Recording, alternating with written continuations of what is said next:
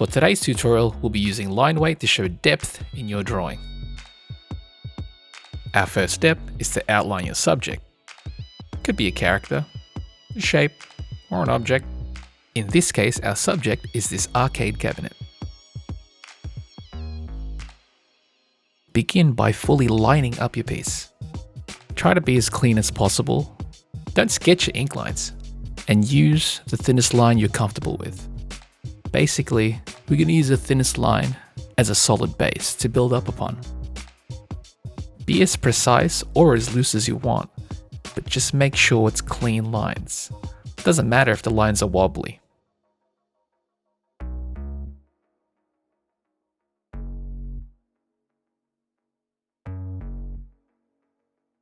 Looking at the subject, in this case, the arcade cabinet, choose the part which you feel would be the closest to the viewer's eyes in regards to perspective. In this case, around the top section here.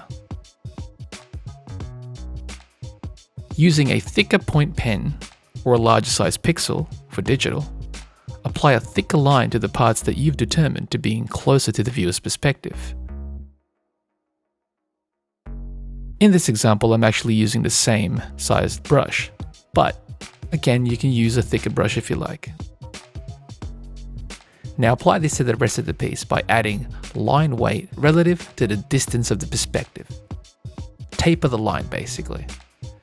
Make it go from thick to thin.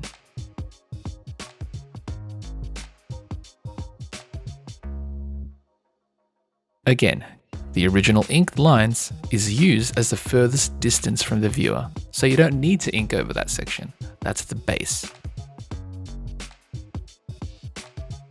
Just remember the following.